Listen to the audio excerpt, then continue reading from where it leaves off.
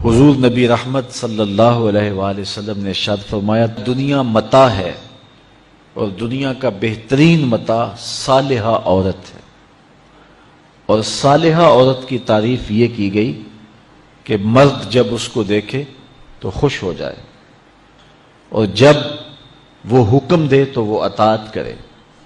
اور جب وہ گھر سے چلا جائے تو اس کی عزت اور اس کے مال کی حفاظت کرے۔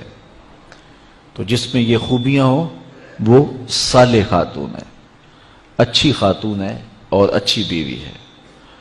حضور نبی رحمت صلی اللہ علیہ وآلہ وسلم نے اس دواجی زندگی کے حسن پر کتنی خوبصورت بات ارشاد فرمائی۔ فرمایا کہ عورت کے، بیوی کے مزاج سے آپ کو موافقت نہیں ہے، اس کی کچھ عادتیں تمہیں ناپسند ہیں، تو اس کی کچھ ایسی عادتیں بھی ہوں گی جو تمہیں پسند ہوں گی۔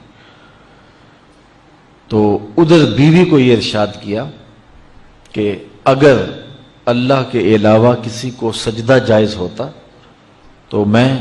خاتون کو حکم دیتا کہ وہ اپنے شوہر کو سجدہ کیا کرے۔ اگر خاتون اس کو مد نظر رکھے تو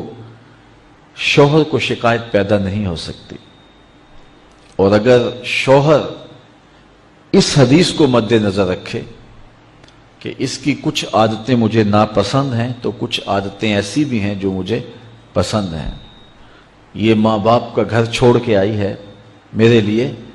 وطن چھوڑا ہے، اپنا آبائی گھر چھوڑا ہے، بہن بھائیوں کو چھوڑ کے میرے لیے وقف ہو گئی ہے، تو یہ چیزیں یقیناً مرد کے لیے اس عورت کی محبت کو پیدا کرنے کے لیے کافی ہیں۔ طلاق اگرچہ مرد کا شرعی حق ہے، اور اگر نباہ نہ ہوتا ہو تو طلاق دینا ناگزیر ہو جائے تو طلاق دینا ہی پڑتا ہے، لیکن اس کے باوجود اگر کوئی شخص اپنی بیوی کو برداشت کرتا رہے تو قیامت کے دن رب کی رحمتوں کا حقدار ہوگا۔ جائز کاموں میں جو سب سے ناپسندیدہ امر ہے وہ طلاق ہے، اور جب کوئی شخص طلاق دیتا ہے اللہ کا عرش بھی ہلنے لگ جاتا ہے۔ امرأ مردودہ اس خاتون کو کہتے ہیں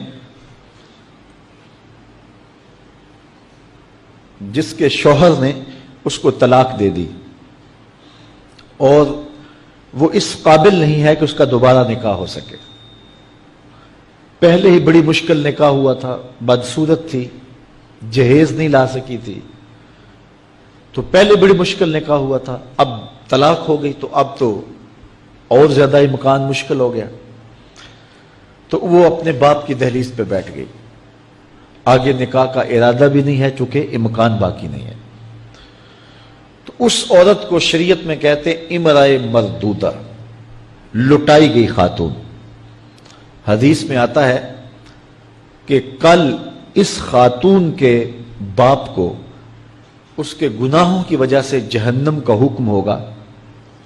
تو یہ جہنم اور اپنے باپ کے درمیان آڑ بن کے کھڑی ہو جائے گی اور رب سے بحث کرے گی کہ میرے مالک تو نہ مجھے عقل دی